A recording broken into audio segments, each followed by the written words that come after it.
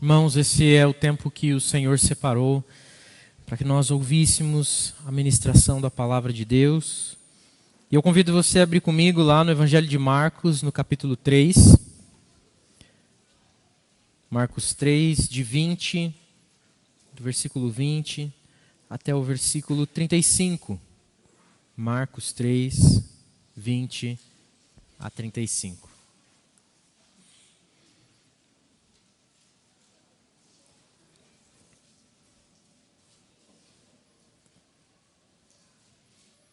O texto diz assim, Marcos 3, de 20 a 35. Então Jesus foi para casa e outra vez se ajuntou uma multidão, de tal modo que nem podiam comer.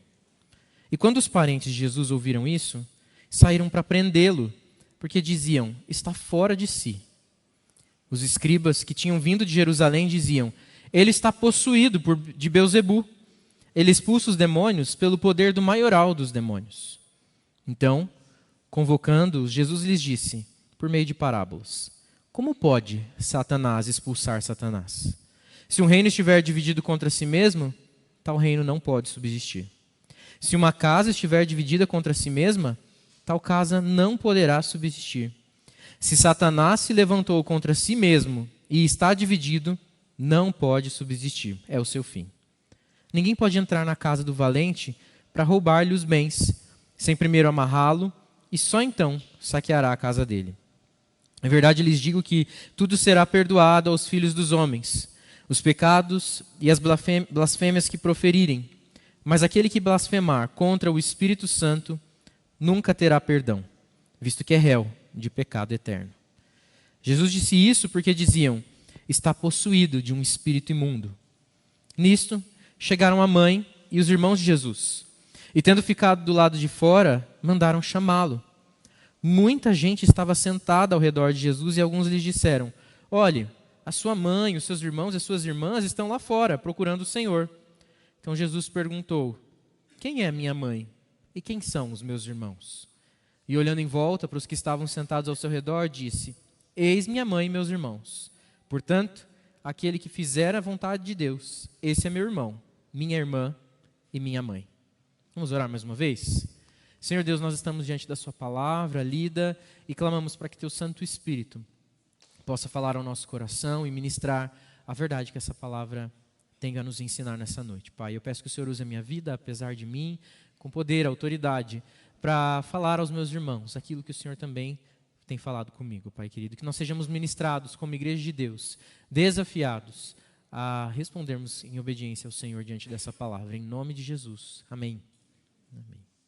Irmãos, Jesus ensinava, Jesus se movia pelas cidades e pouco antes desse momento em que nós lemos, ele estava ensinando e tal ponto que reuniu tantas pessoas em que ele entra num barco e usa esse barco como um palanque. Ele faz isso algumas vezes, a gente vê nos evangelhos, ele usando o barco como uma espécie de palco, uma forma dele se distanciar suficientemente para que muitas pessoas os ouçam, mas ainda assim estar de uma maneira mais elevada ou em destaque para que as pessoas consigam perceber ele falando de longe. E era comum então que onde Jesus estivesse, quanto mais os seus ensinos se propagavam, as pessoas se aproximassem, se aglomerassem para poder ouvir o que Jesus tinha para falar. E aqui não foi diferente.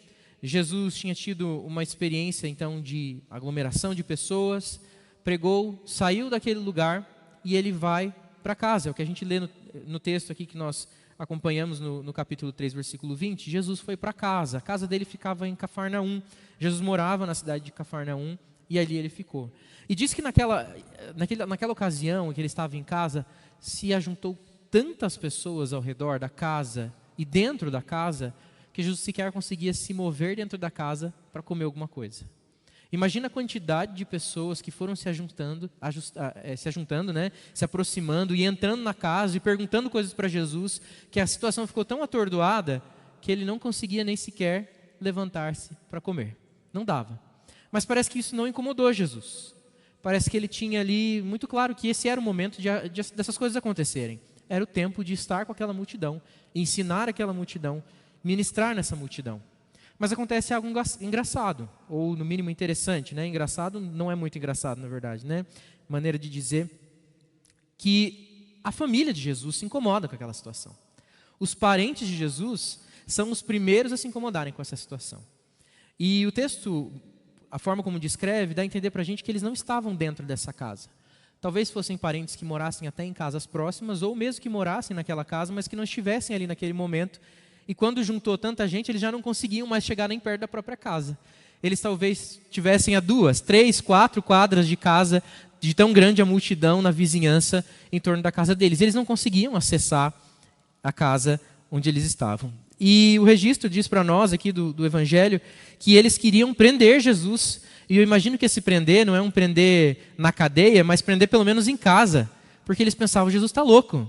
Né? O texto aqui é polido, ele fala, ele está fora de si. Mas nada mais é que eles pensavam, Jesus está louco, perdeu a estribeira. Ele não está regulando bem das ideias. Porque olha o que aconteceu com a casa. Está cheia de gente. Olha o que aconteceu na rua. É uma movimentação absurda. A cidade está bagunçada. E tudo por causa dele. A gente tem que ir lá segurar esse homem. Pôr uma camisa de força nele. Ele está louco. Não está certo isso que está acontecendo. A própria família de Jesus. Aqueles que viram ele crescer. E que cresceram talvez junto com ele. Que conheciam ele desde pequeno. Esses mesmos. Não estavam entendendo o que estava acontecendo. Mas o texto diz para nós que tinha mais outro tipo de pessoa por ali. Além da multidão, do povo comum, tinha um tipo específico de gente, os escribas. Aqueles que eram responsáveis por copiar os textos da Bíblia, que conheciam bem, que guardavam bem a lei e eram zelosos pelos estudos da palavra. E eles tinham vindo de Jerusalém até Cafarnaum, talvez movidos por essa grande movimentação de pessoas, curiosos, e eles chegam já fazendo uma grande acusação. E qual é essa acusação? Seríssima. Eles falam, ele está possuído por Satanás, por Belzebu. A palavra Belzebu aqui faz referência a um deus cananeu antigo, que tem referência inclusive no Antigo Testamento, lá no livro dos Reis, no segundo livro dos Reis, que é uma junção de Baal, um deus fenício, cananeu fenício, e junto com Zebu, ou Zebub, que significa Deus das moscas, ou Senhor que é príncipe sobre todos. E eles faziam referência então a esse Deus pagão, querendo dizer que Jesus, na verdade, estava servindo Satanás. E ele, possuído de Satanás, expulsava os demônios para dizer que ele tinha poder de fazer alguma coisa, mas na verdade ele era possesso por Satanás. Acusação séria, não é verdade? Acusação pesada, dizer que alguém é possuído por Satanás, ou mesmo por Belzebu, como um outro nome. E eles dizem, ele expulsa os demônios pelo poder do maioral dos demônios.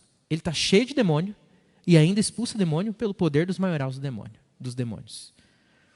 E Jesus então chama as pessoas para mais perto, se é que era possível ainda se movimentar mais dentro da casa, e ele começa a falar com essas pessoas, e o texto fala que ele fala por meio de parábolas, de figuras, de imagens para as pessoas visualizarem, e ele começa esse confronto. Como pode Satanás expulsar Satanás? É possível Satanás brigar consigo mesmo? É possível ele levantar alguma coisa e destruir essa mesma coisa? Um reino não pode estar dividido dentro de si. Uma casa não pode subsistir se ela estiver dividida.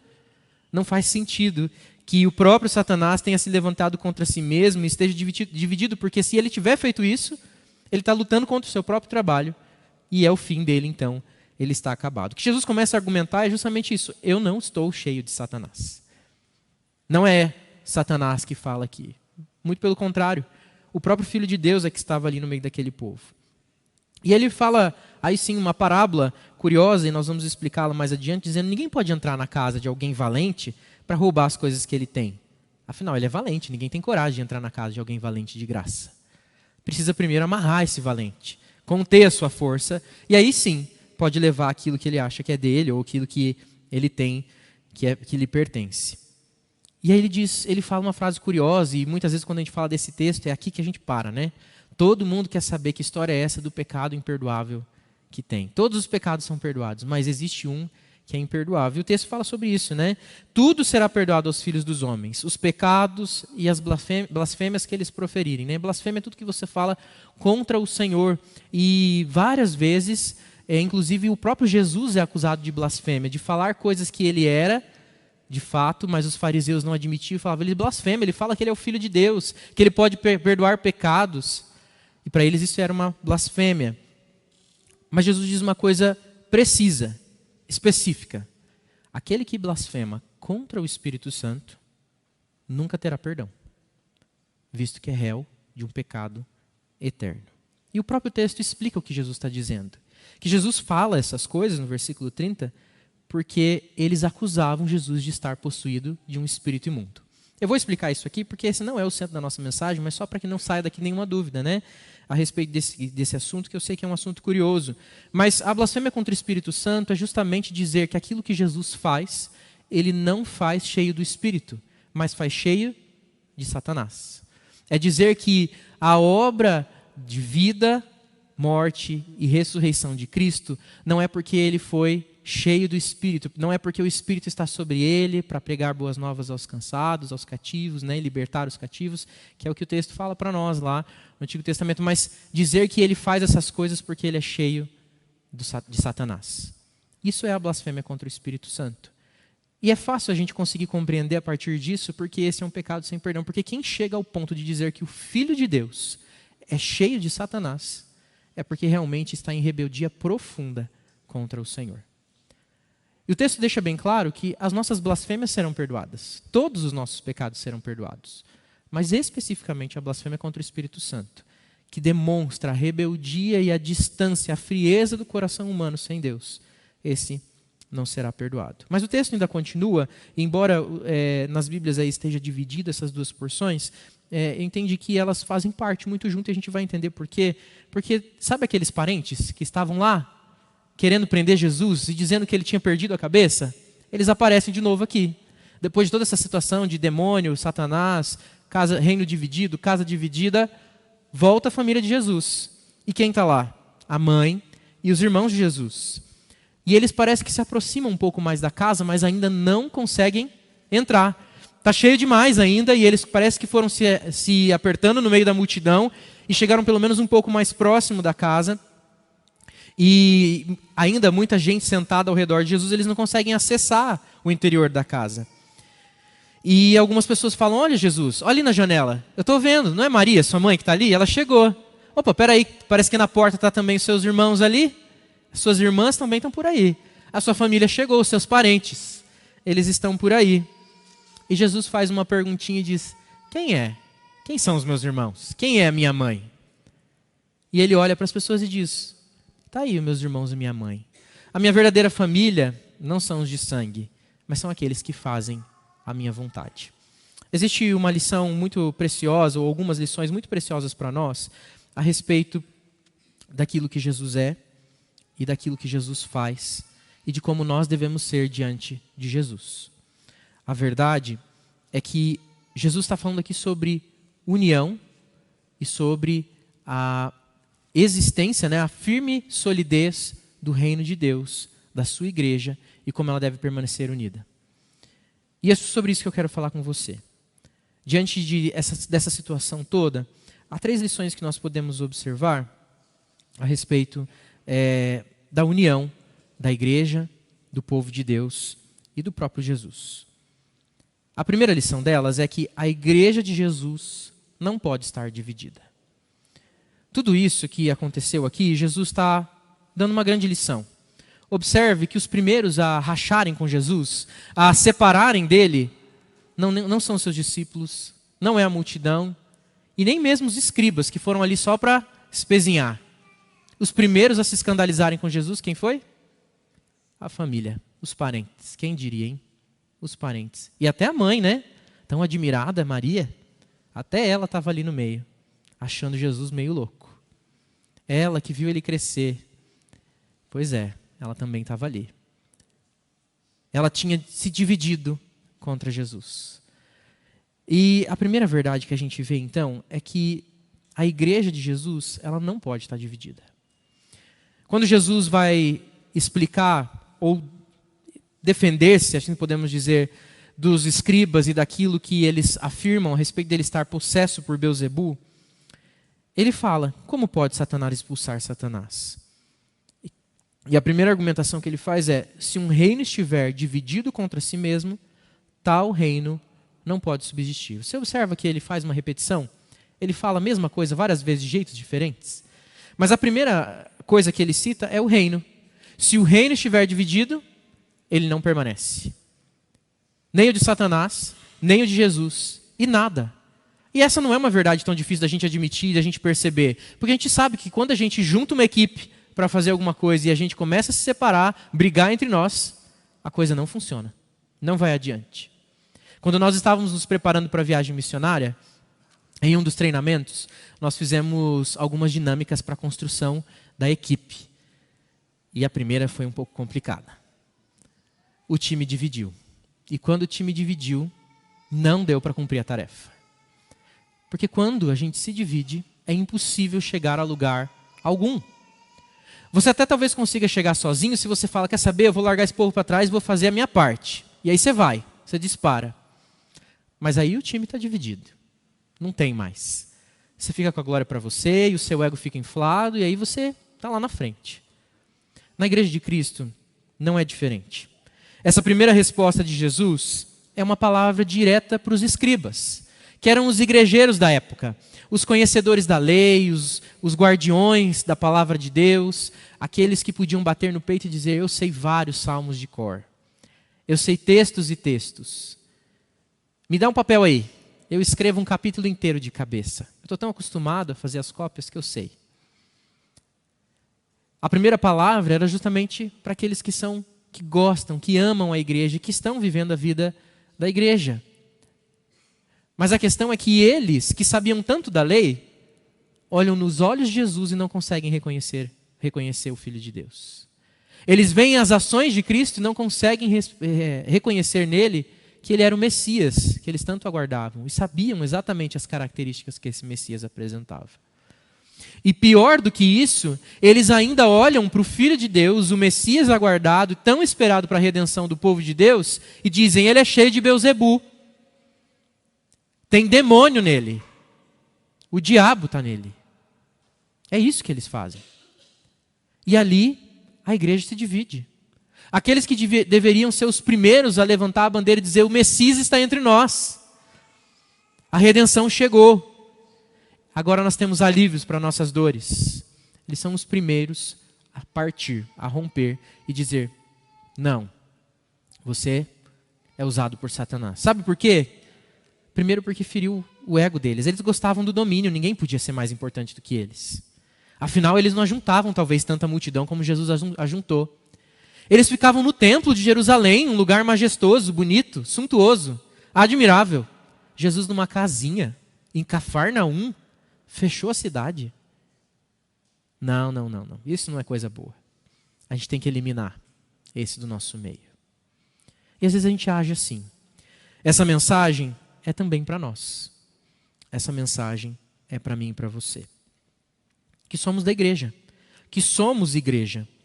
Que somos a igreja de Cristo reunida, espalhada pela terra. Que somos a igreja local. Que somos a igreja presbiteriana do Tarumã, que faz parte da igreja de Cristo, que é maior do que a placa da nossa igreja. Porque nós também, muitas vezes, vivemos em divisão. E eu te digo que isso não é do Senhor. Isso sim é obra de Beelzebu. Isso sim é obra de Satanás. Dividir.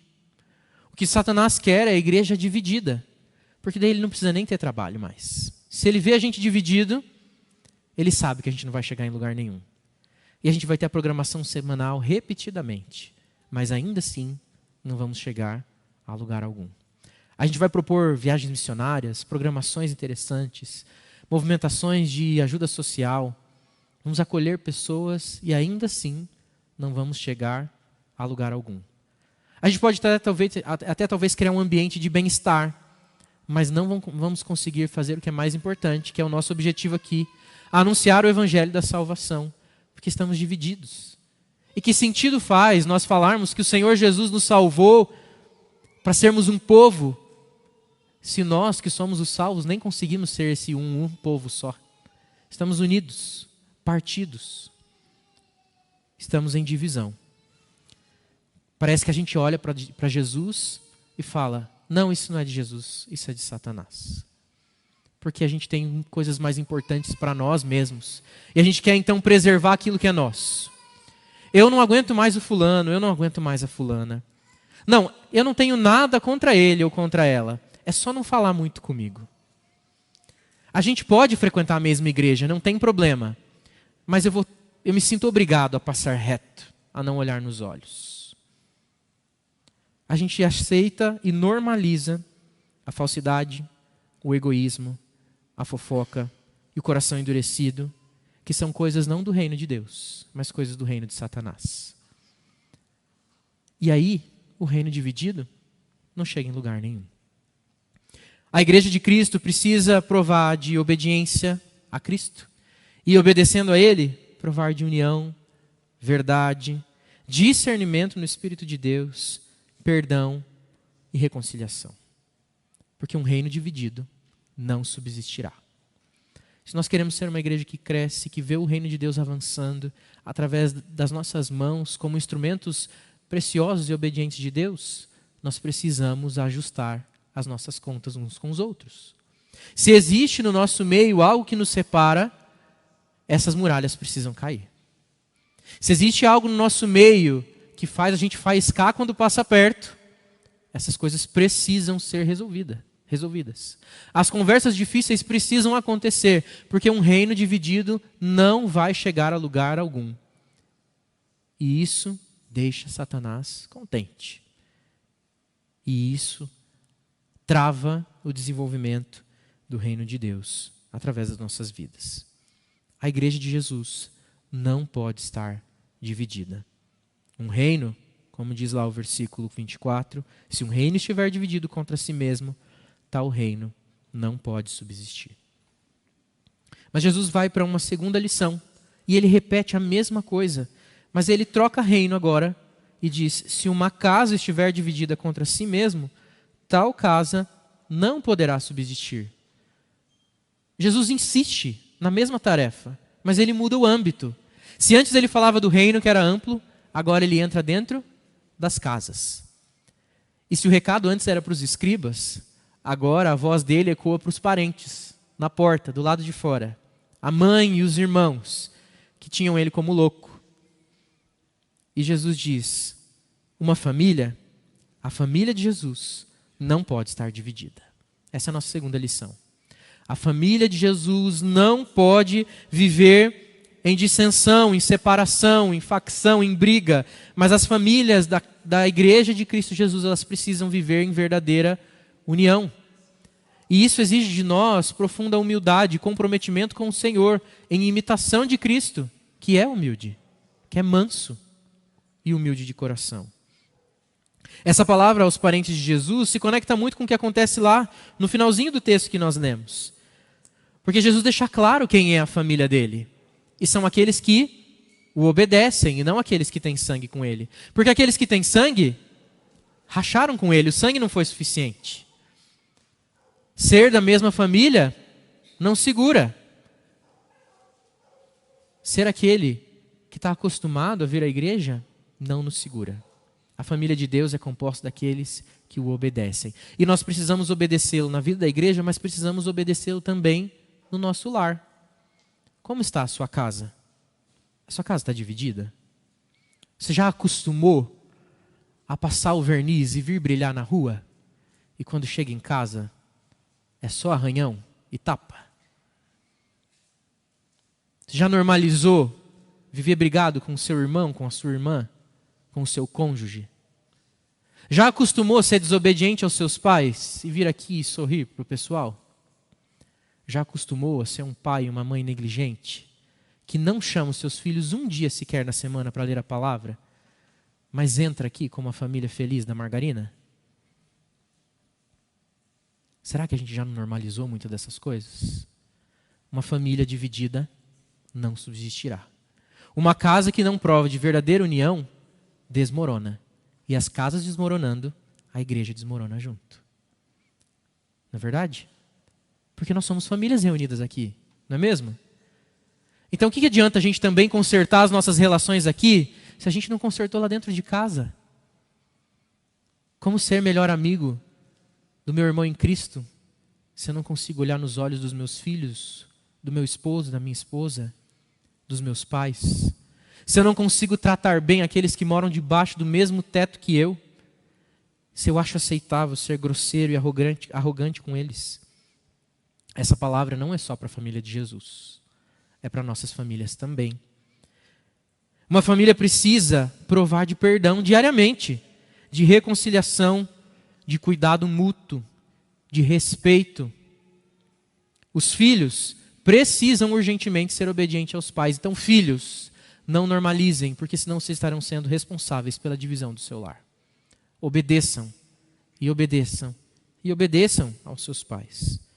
Os irmãos, ou as irmãs, precisam ser parceiros de fé e suportar um ao outro com amor. É preciso encontrar amizade no meio dos irmãos, e não divisão. É preciso que os irmãos, por mais diferentes que sejam, amem uns aos outros, ajudem uns aos outros. Os mais velhos, que instruam os mais novos para serem bons seguidores de Jesus. Que sejam modelos e exemplo para eles. Os mais novos, que sejam bons amigos. Que não sejam tão caçulas assim, né? Tão teimosos, tão mimados. Mas que sejam bons parceiros para os seus irmãos mais velhos. Que não sejam manipuladores, que não usem de uma manha ou outra para convencer o pai ou a mãe a brigar com o irmão quando você sabe que foi você que fez algo de errado. Os irmãos precisam consertar também as suas relações. E, sendo parceiros de fé, serem obedientes também aos pais. Os pais precisam ensinar e viver a palavra de Deus dentro de casa. Ser pai cristão não é só trazer o filho na igreja para o pastor ensinar e para professor ou professora da escola dominical ensinar, mas é viver o evangelho dentro de casa todos os dias. Isso é extremamente desafiador, mas é uma responsabilidade básica, mínima, de toda a família cristã. Os pais não podem negligenciar o ensino dos seus filhos. Não importa se eles já fizeram 18 anos, 20, ou se eles têm 40, estão debaixo do mesmo teto. Eles precisam ver nos seus pais exemplo de fé e de devoção ao Senhor diariamente. E se errarem, que sejam humildes para pedir perdão. E se os filhos errarem, que tenham autoridade para chamar a atenção em amor e trazê-los de volta para o caminho de retidão do Senhor. Que tragam eles na igreja e que perguntem quando chegar em casa: o que é que você aprendeu, meu filho? O que é que falaram para você lá no culto infantil? Você sabe? Todo domingo você pergunta? Porque eles vão lá. Eles ficam lá. E aí? E se falaram alguma bobagem para eles lá? Vou pôr essa minhoca na sua cabeça hoje, né? Mas o que eu quero provocar você é: pergunte para os seus filhos o que é que eles estão aprendendo. Reforce o ensino que é dado a eles na igreja. Mais do que reforçar, ensine coisas novas que ainda não foram ensinadas para eles aqui na igreja. Seus filhos têm Bíblia? Porque eu vou dizer para vocês, lá no culto infantil falta a Bíblia na mão das crianças. Né? Eu estou vendo a equipe já fazendo assim, né? Quem vai para lá sabe. Falta a Bíblia na mão das crianças. E às vezes eles têm. Tem uns que falam: eu tenho, mas ficou lá em casa. E a Bíblia não pode sair da mão deles. Eles têm que amar a palavra do Senhor. Mas como eles vão amar se eles não veem pais que amam a palavra do Senhor? Como eles vão recorrer a Jesus na hora dos seus apertos e nas circunstâncias difíceis, se eles veem os pais ansiosos e desesperados para resolver as coisas com as suas mãos? E quando não conseguem mais, aí talvez eles lembrem de Jesus e façam uma oração. As famílias precisam se reconciliar umas com as outras, e todos com Cristo Jesus. Porque uma casa dividida não subsistirá. As famílias estão estragadas porque nós estamos normalizando, dentro da igreja, fora não vou nem falar, famílias divididas, mas que sabem fazer sorrisos plásticos e sabem performar união. A gente acostumou com isso e a gente não pode. Será que a gente tem coragem de pedir ajuda para a família do lado? Será que a gente tem coragem de pedir socorro e dizer: a minha família está desmoronando e sozinho nós não vamos conseguir? Porque se a gente quer também ser uma igreja unida, famílias unidas, nós precisamos servir uns aos outros dessa forma também. Vergonhoso é ver as famílias desfazerem, não é pedir socorro. Vergonhoso é fazer de conta que está tudo bem quando seu coração está doído, amargurado, machucado por relações familiares difíceis.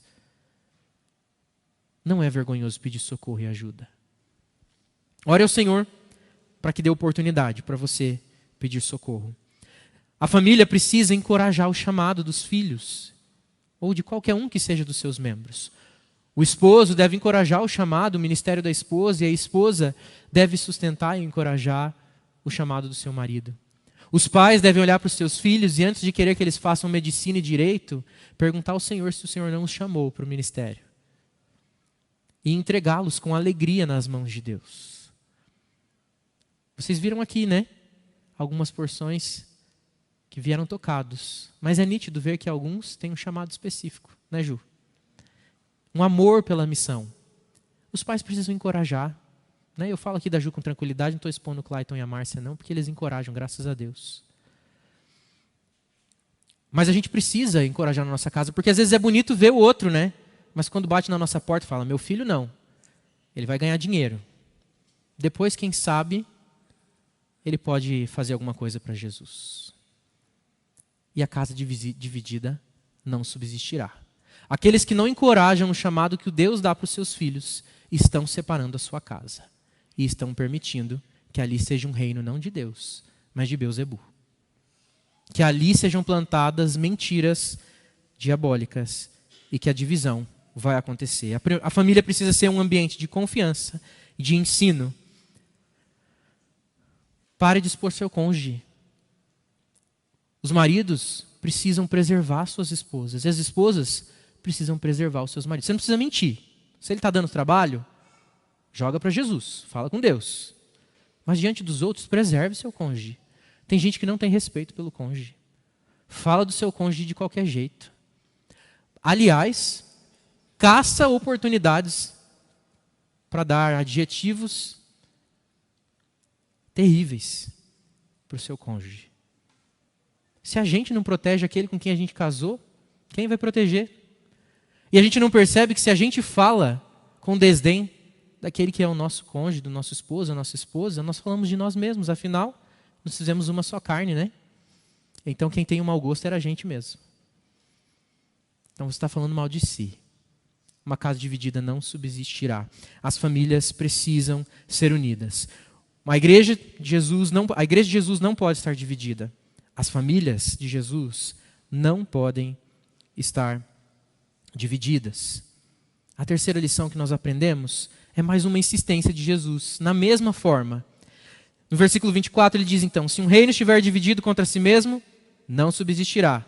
Versículo 25, se uma casa estiver dividida contra si mesmo, não subsistirá.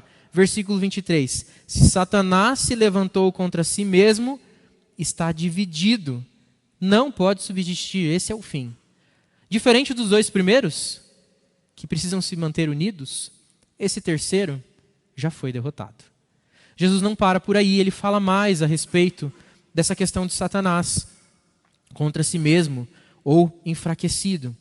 E ele começa essa pequena parábola e diz, ninguém pode chegar na casa de alguém valente, entrar lá e roubar a casa dele sem antes amarrá-lo. Veja que ele deu um adjetivo específico para essa pessoa. Chamou ele de valente. Quando você pensa em alguém valente, você pensa em alguém o quê? Magro, mirrado?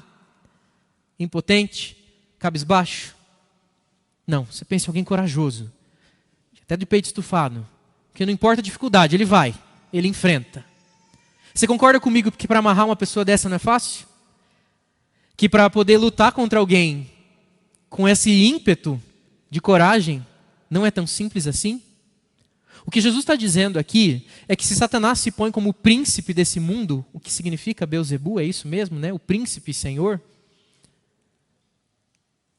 Existe alguém que é mais forte do que ele e que pode amarrá-lo. E que já o amarrou. Que pode derrotá-lo. E aquilo que ele pensa que é dele, o mundo, é tirado facilmente das mãos dele. Porque o Senhor é rei das nações. O rei dos reis e senhor dos senhores, não Beelzebu, mas Jesus Cristo.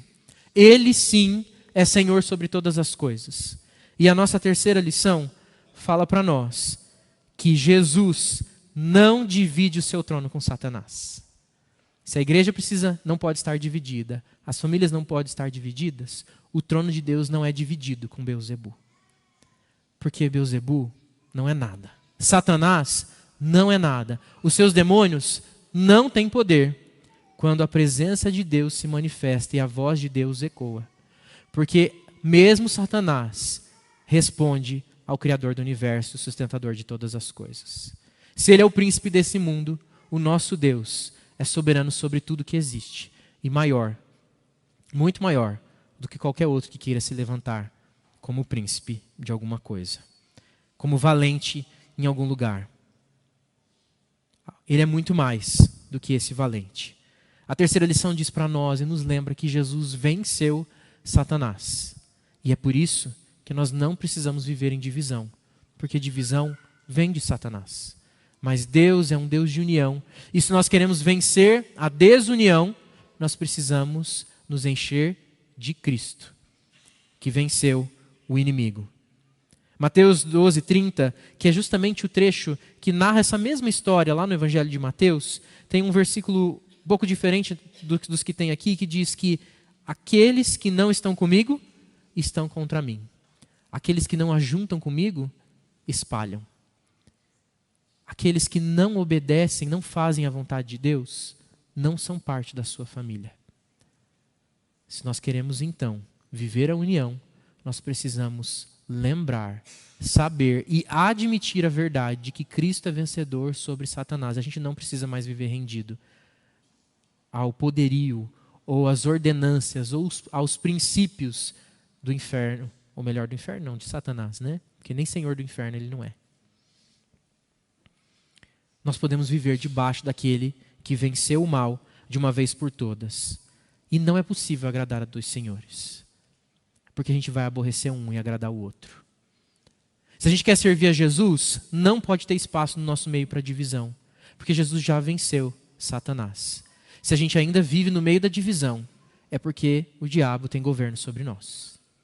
Nós ainda estamos amarrados a princípios e mentiras demoníacas, diabólicas.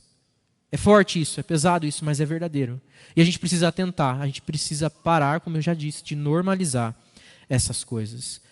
Porque os servos de Jesus, os amigos de Jesus, são aqueles que conhecem a vontade de Jesus e que a obedecem e que respondem positivamente aos seus mandamentos. E aí eles provam de união.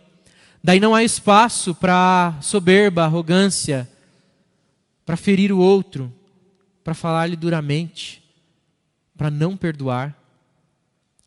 Mas quando Jesus encontra o nosso coração, ali então há espaço para serviço, perdão, humildade, presença do Espírito Santo, que restaura os relacionamentos. Jesus, ele não é uma mera alternativa, ou Satanás ou Jesus, qual que você vai querer? Não. Jesus derrotou Satanás. Ele é maior do que Satanás. Jesus é a única alternativa. Jesus é a única solução. Jesus é a única possibilidade, porque Satanás não tem parte com Cristo, mas foi derrotado por ele e não tem poder algum. Ele é mais forte do que aquele que se acha valente, que se acha o príncipe desse mundo. Satanás está derrotado de uma vez por todas e aos pés do Rei dos Reis. Amém? Amém. A gente precisa viver essa verdade. E nós cantamos isso hoje, não é verdade? A segunda música que a gente cantou dizia: cantemos aleluia, o Cordeiro venceu. Ele venceu. É verdade, o Cordeiro venceu. Nós não precisamos mais estar debaixo do senhorio de Satanás. E por isso, não deve haver espaço para divisão. Para a gente concluir, aquele que anda com Jesus precisa render o seu ego, as suas vontades, os seus desejos, os seus sonhos, os seus afetos, o seu presente, o seu passado, o seu futuro diante do Rei dos Reis. Ele precisa largar os padrões de Beelzebu e daqueles que blasfemam contra o Espírito Santo e se render completamente e diariamente ao senhorio de Cristo sobre a sua vida. E assim a gente vai ver uma igreja unida, assim nós veremos famílias restauradas e unidas, e assim Cristo será exaltado no meio das nações. Amém? Que o Senhor nos ajude e nos abençoe, e que nós possamos levar essa palavra no nosso coração e ela faça efeito nas nossas vidas. Que você saia daqui desafiado a restaurar os seus relacionamentos. E no que depender de você, que você tenha paz com todos os homens. Não saia daqui sem pensar sobre isso. E se você precisa ter alguma conversa, ore essa semana, para que não passe até a semana que vem, sem que você ajuste seus relacionamentos. Sejam eles em casa, sejam eles na igreja. Chega de relacionamentos de cera. Vamos viver relacionamentos verdadeiros, com um coração mesmo vulnerável diante uns dos outros, mas seguros em Cristo Jesus, na verdade do Evangelho. Vamos orar? Feche seus olhos, ore comigo.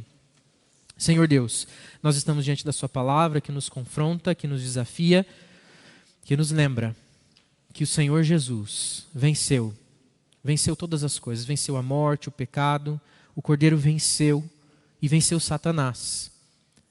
O Senhor não tem parte com Satanás. O Senhor não fala pela parte de Beelzebu, mas o Senhor fala em nome do Deus vivo, porque o Filho e o Pai são um só.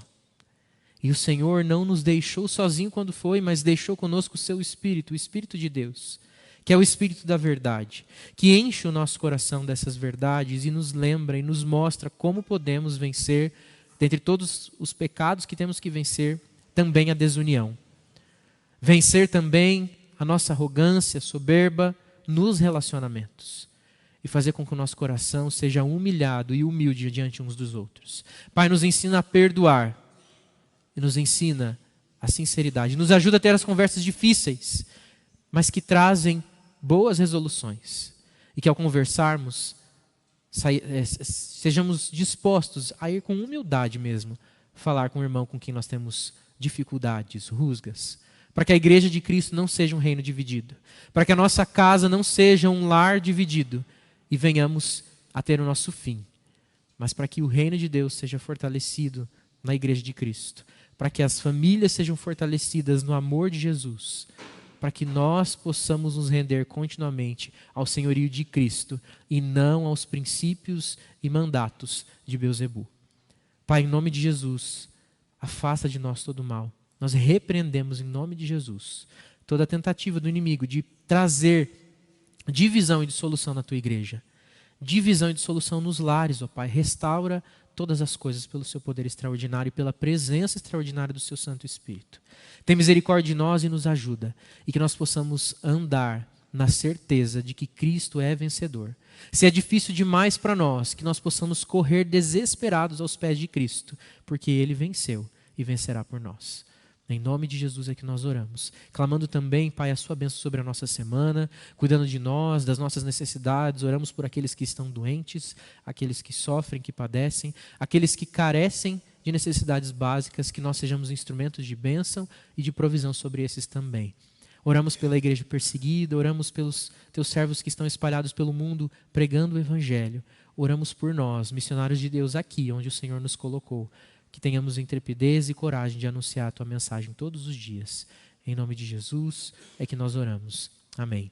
E que a maravilhosa graça de Cristo Jesus, o amor de Deus, o nosso eterno Pai, a comunhão, a consolação do Espírito Santo, a união esteja conosco, hoje e para todos sempre.